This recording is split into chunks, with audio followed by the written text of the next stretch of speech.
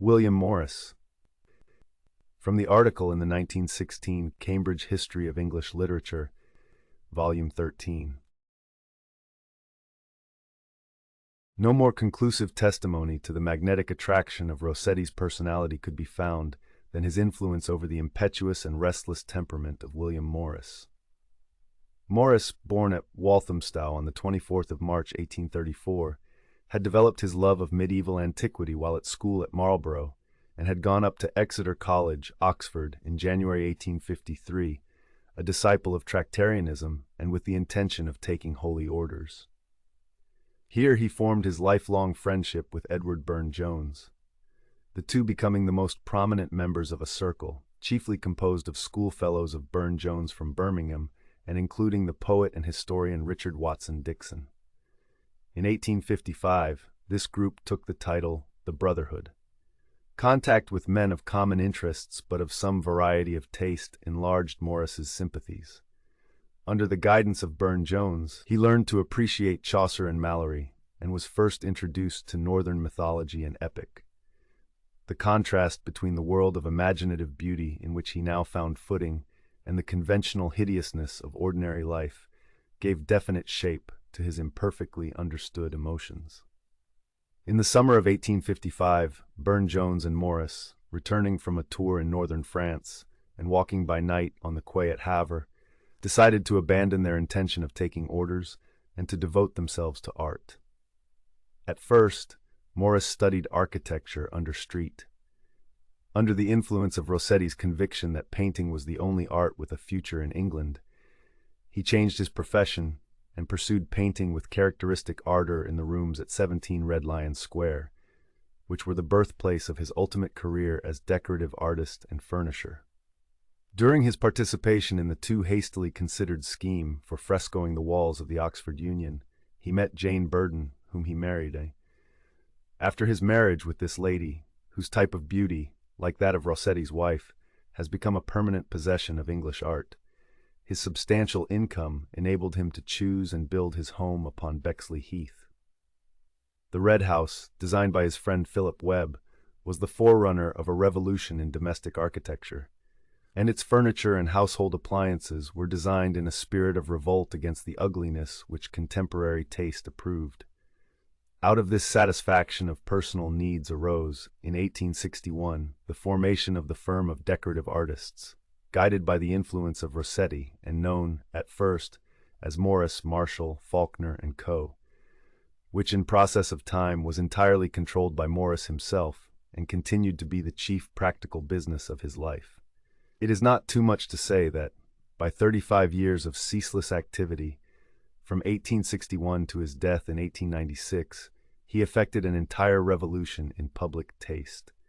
His love of medieval art and literature and his instinct for all that was beautiful in them were carried into practice in his workshops, and the contrast between the conditions under which the masterpieces of medieval art were produced and the commercialism of the 19th century impelled him to his renunciation of distinctions of class and his fervent advocacy of the socialist cause as a master workman. His voluminous poetry and prose, resorting for its inspiration to an elder day remote from the life around him, is, superficially, the work of a dreamer who seeks refuge from materialism in a world of visions. But to Morris, his visions were capable of realization and formed the inspiration of an eminently practical life. The Earthly Paradise was written during a period when the business affairs of his rising firm called for his unwearied attention. The active and the contemplative life were, in him, not mutually opposed, but complementary. His periods of retirement to the beautiful manor house at Kelmscott in the meadows by the infant Thames, which became his country home from 1871 onwards, recruited the energy of his London life in Hammersmith Mall beside the busier and broader reaches of the same river, and as we read his romances in verse and prose, we see in their imaginings the material which he worked into visible beauty in his textile fabrics and stained glass. Morris's earliest attempts at poetry, unpremeditated lyrics in a highly original style, won the admiration of his friends at Oxford, who hailed him, rather prematurely, as a great poet. Some of his poems, with a series of remarkable prose tales, were printed in 1856 in the Oxford and Cambridge Magazine, the organ of the Brotherhood, to which Rossetti also contributed. In this periodical, the earnestness of purpose which had been fatal to the germ was even more marked. Financed largely by Morris, it ran its course of 12 monthly numbers with a decreasing circulation. Its contributors were animated by a noble sincerity. Among contemporary influences, the poetry of Tennyson and Browning, the critical philosophy of Ruskin, and the chivalrous ideals of the Newcomes and the Hare of Redcliffe fostered their passion for truth in life and art. Their performances, however, are, for the most part, heavy reading, and there can be no doubt that, apart from Rossetti's imported contributions, the principal literary result of the Brotherhood's endeavor was Morris's first experiments in fiction. His rapid and heady style, similar to that of his early correspondence, is crowded with vividly imagined detail and flashes out again and again in phrases of picturesque color. In The Story of the Unknown Church, he showed his kinship with medieval life and thought, of which he always wrote with a contemporary insight and accuracy seldom acquired by scholars and antiquaries. The Hollow Land is the first example of his use of an atmosphere for romance, which, though medieval in its general features, can be referred to no special age or century, and became the characteristic setting of his later prose tales. In the somewhat repellent story entitled Lindenborg Pool, with a theme and setting which recall the type of narrative associated with Edgar Allan Poe, he paid his earliest tribute to the attractions of Northern mythology. 4 of the 5 poems written by Morris for the Oxford and Cambridge Magazine appeared in 1858 in the volume called The Defence of Guinevere and Other Poems. The contents of this book are, from one point of view, hasty and unequal. The meter of Morris's romantic lyrics suffers from overfluency and want of restraint and is occasionally both weak and harsh.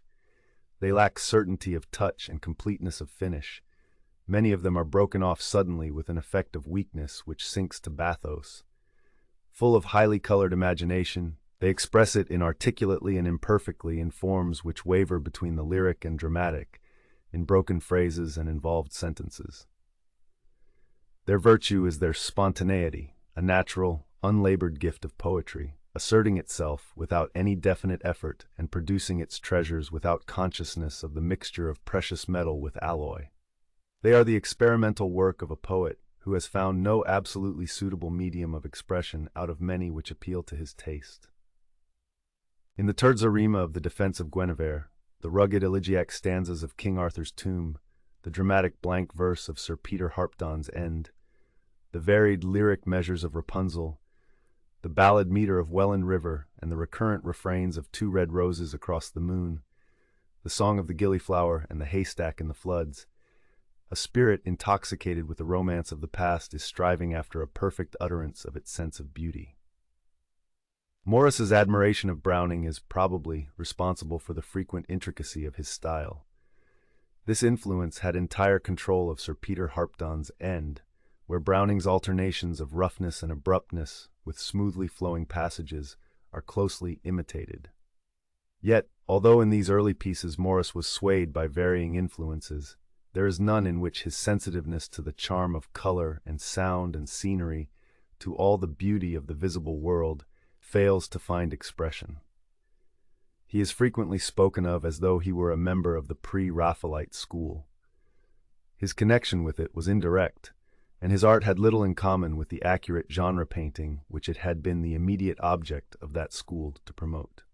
But his truth of detail was pre-Raphaelite in the wider sense of the word, and his realism was more thorough than the realism which became more and more a mere incident in Rossetti's verse and departed from his painting. Morris was more closely attached than Rossetti to the world around him. The most vivid landscapes of his poems belonged to the English country, to whose quiet moods he was perpetually alive.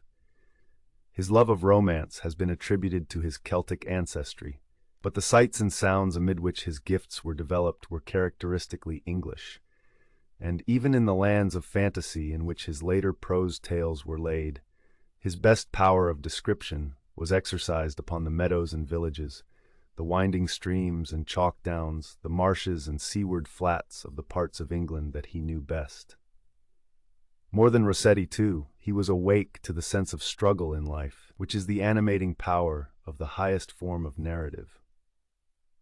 If it is wrong to count Rossetti merely as a languid aesthete, catching at the pleasurable moments of life and allowing its seriousness to escape unmarked, a similar estimate, which might easily be formed by a casual survey of Morris's preference for a bygone age, taken together with the archaisms of his style and his characterization of himself as the idle singer of an empty day, would be even more superficial. The echoes of the pain and suffering of the outside world are never silent in his enchanted world of fable. They are the disturbing force of that tender and resigned melancholy in which his personages, acutely conscious of the shortness of life and the transitoriness of beauty, move to their appointed end. This sense of the intimate connection between poetry and life, in which one becomes the best interpreter of the other, grew with advancing years. The practical and visionary elements in Morris's character drew more closely together, and as the union progressed, his poetry grew in strength and purpose. 9 years after the defense of Guinevere, he appeared, in The Life and Death of Jason, as a master of romantic narrative. His treatment of his classical subject was founded upon medieval practice. His master in narrative poetry was Chaucer. He employed the couplet, Chaucer's most perfect medium for storytelling, and, as in The Knight's Tale, he translated a tale whose nominal scene was the antique world into the terms of the age of chivalry. Nevertheless, while the form which he adopted was Chaucerian, the spirit of his story was different. Just as the couplet form which he used, although derived from Chaucer, had passed since Chaucer's day under the influence of Dryden and Keats, and had been molded by them into the shape in which Morris received it, so no modern writer, however closely in sympathy with a past age, could wholly reproduce an attitude towards love and chivalry which the conditions of modern life have changed profoundly. The love of Palamon and Arcite for Emily, devouring in its passion and tragic in its consequences, was the unavoidable duty of a medieval knight, a necessary part of the science of his profession. Morris's Jason and Medea submit to the dominion of a natural instinct apart from any code of manners, their delight in the present being tempered by foreboding of the future. Medea is not the queen of a court of love, who takes Jason's devotion as a conventional homage. She is a modern woman, surrendering all to her love and putting her fortunes into her lover's hand, with her eyes fully open to the risks which she willingly runs. In this respect, Morris comes nearer to classical antiquity than to his medieval model. His love story is free from those constant touches of humor which link Chaucer to the modern world. On the other hand, his sense of the pathos of life is deeper than Chaucer's. The tale of Jason and Medea is informed by the spirit which fills Virgil's tale of Dido and Aeneas. With their love they fill the earth alone, careless of shame and not remembering death. While that love is a temporary forgetfulness of the fury and distress of life, its future is darkened by the haunting sense of satiety and decay, the Virgilian consciousness of lacrimae rerum, sorrow that abides and joy that fleets away. The same contrast between the setting of the poem and its inner spirit is obvious in The Earthly Paradise, a series of 24 tales in verse, 2 for each month of the year, published in 3 volumes between 1868 and 1870. They are bound together, in imitation of Chaucer, by a connecting link which forms the subject of the prologue. A company of wanderers, driven from their Scandinavian home by the great pestilence which overspread Europe in the middle of the 14th century, after long journeyings in search of the fabled earthly paradise, come, shriveled, bent, and gray, to a nameless city in a distant sea where Hellenic civilization and culture have been preserved. Here, they find rest and hospitality, and twice a month they and their hosts meet at a solemn feast at which a story is related. An ingenious medley of romance is thus provided. 12 of the stories told by elders of the city come from classical sources. The other 12, told by the wanderers, are derived chiefly from medieval Latin, French, and Icelandic originals, with gleanings from Mandeville and the Arabian Nights. The metrical forms employed throughout are Chaucerian, with those inevitable modifications which the progress of literary form had brought to pass. The prologue, the narrative links between tale and tale, and 8 of the stories themselves are written in the 10-syllabled couplet. 7 stories, 6 of which are told by the Wanderers, are in the short couplet of the Book of the Duchess and the House of Fame. The rest, with the short lyrics in which each month is introduced, are in the 7-line stanza of Troilus and Criseyde. That all the stories should be equal in interest is not to be expected, and a few are written in a somewhat perfunctory spirit. Where, however, a tale, familiar and often told though it might be, really arrested Morris, he used all his power to adorn it with novel detail, and the success of The Life and Death of Jason is well maintained in The Doom of King Acrisius and The Story of Cupid and Psyche. The Wanderers' narratives, to the tellers of which the noble prologue gives a more dramatic interest than to the placid elders of the undisturbed city, are naturally less familiar and have less to fear from competition than the classical stories.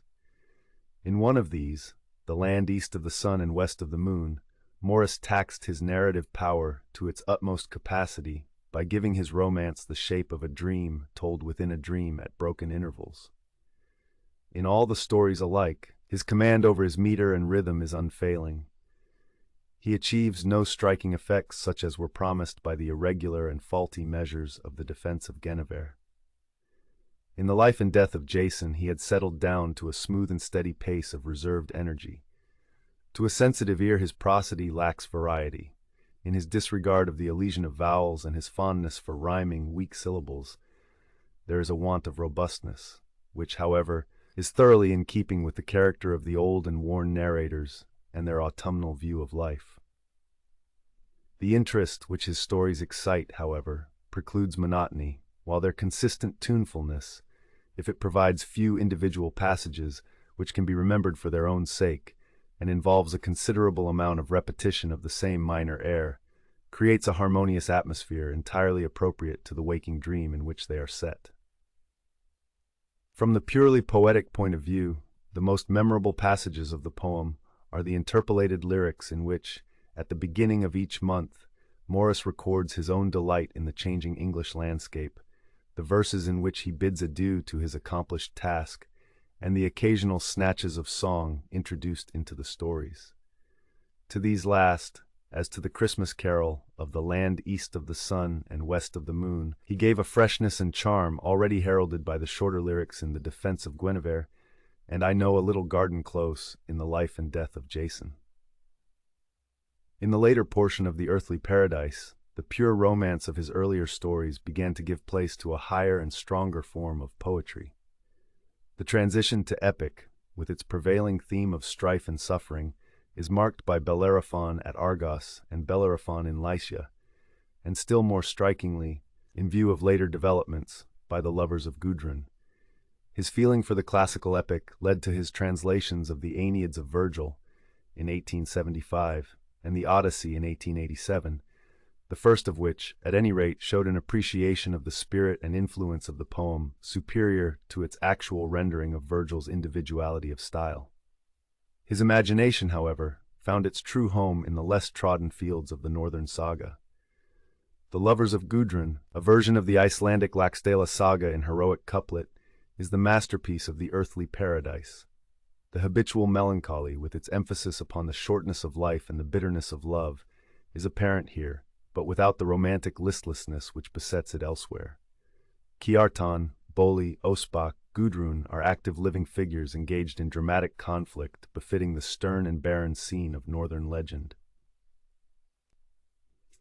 In 1869 and 1870, Morris had collaborated with Eirikr Magnusson in the translation of Grettis Saga and Volsunga Saga, and in 1871 he reached an epoch in his life with his first visit to Iceland and the actual scenes of the events of the story of Grettir, Gudrun, and Burnt Njal, where every place and name marks the death of the short-lived eagerness and glory of this home of epic poetry. His literary work during the next few years included the morality Love is Enough, the structure of which, a play presented within a play, resembles the intricate method employed in The Land East of the Sun and West of the Moon. For this, he adopted a somewhat monotonous form of unrhymed verse, more definitely archaic in form and spirit than any of his other work, but its unattractive, Ness is redeemed by occasional passages of description in which his love and knowledge of medieval art overcome all obstacles, while the long rhymed measures of the music, the series of interludes by which the drama of Pharamond and Azalais is broken into parts, and the Amabayan lyric of the Emperor and Empress, with its answering refrains, are perhaps his highest lyric achievements. Love is Enough was, however, merely a divergence from the channel which his verse had now marked out for itself. In 1875, he published his translation of the Aeneid and a small volume of translations of Icelandic stories which preluded his most ambitious poem, the story of Sigurd the Volsung and the Fall of the Nibelungs. This epic in 4 books, founded upon the prose Volsunga Saga, was published in 1876. Its story, in loftiness of theme and the completeness with which it is controlled by an overmastering fate, is at least the equal of the great Greek legends, and to tell it, Morris employed an anapaestic couplet of his own invention, with 6 beats to each line. This meter, which he afterwards used in his translation of the Odyssey, suited the natural ease and rapidity of his writing.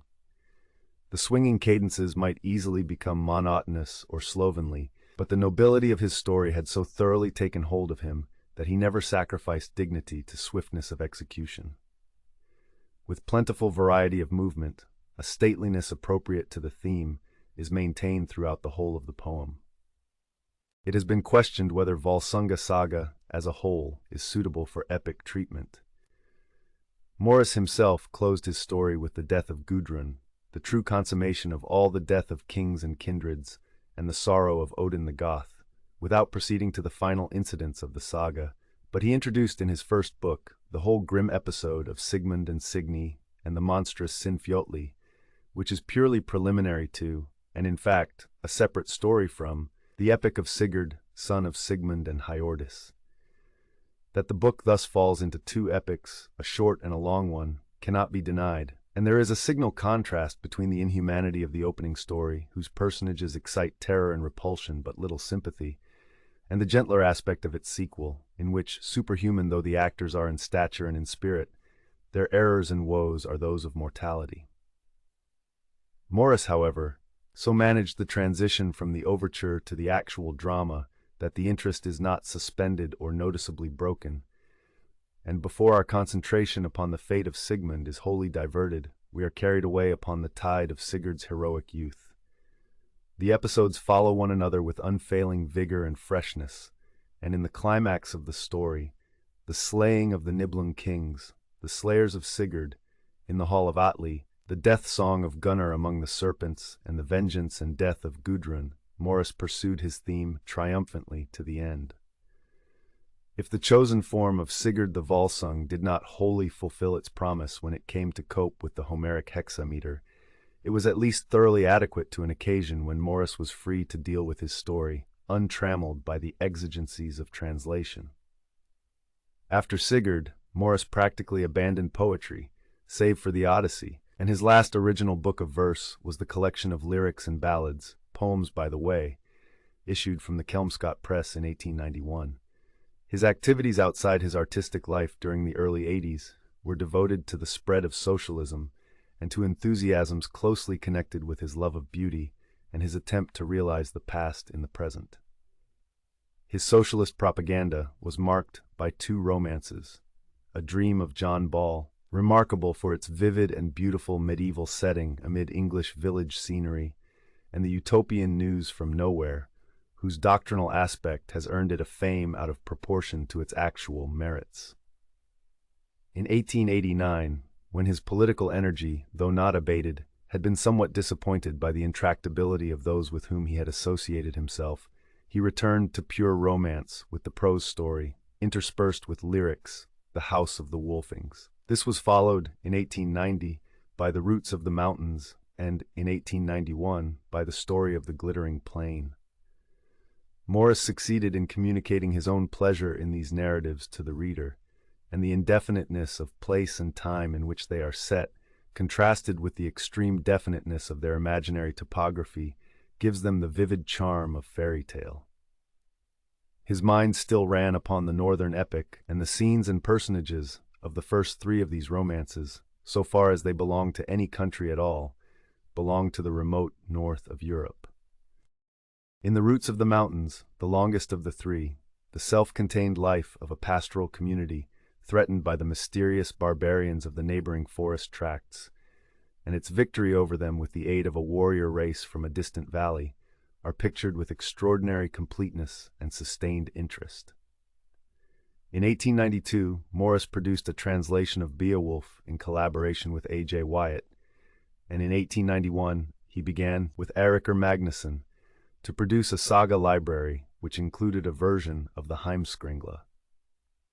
Amid the crowded interests of the closing years of his life, the production of magnificently printed volumes from the Kelmscott Press took the chief place, while his love of medieval architecture prompted him to protest with increasing vehemence on behalf of the Society for the Protection of Ancient Buildings, which he had founded in 1877, against destructive works of so-called restoration.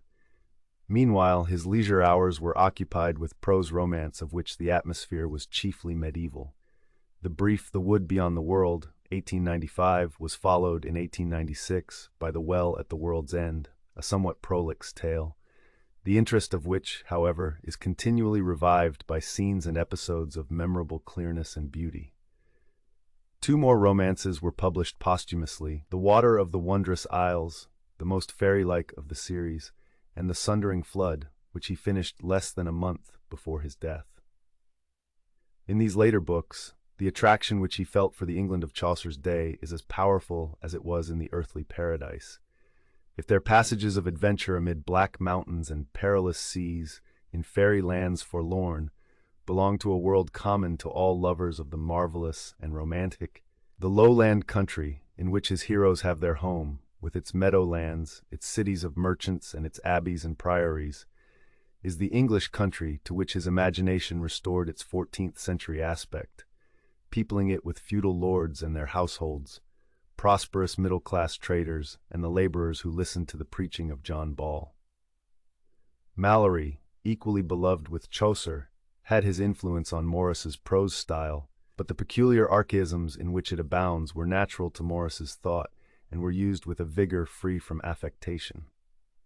On the 8th of October 1896, the greatest master of romantic storytelling among modern Englishmen died at his London residence, Kelmscott House, Hammersmith, worn out by a life of unceasing work, in which he had endeavored, with remarkable consistency and success, to realize and translate into practice for his countrymen the beauty of the visionary world of his prose and poetry.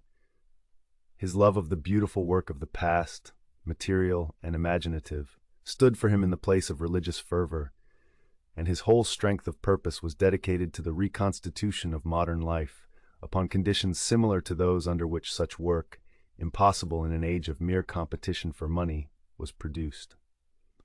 Read in this light, his writings are no mere pictures of an irrecoverable past painted with a dilettante regretfulness. They are a coherent revelation of his sources of inspiration in his combat with the torpor, from which, like Ruskin and Carlyle, he, not the least of the three, strove to deliver the life of his day.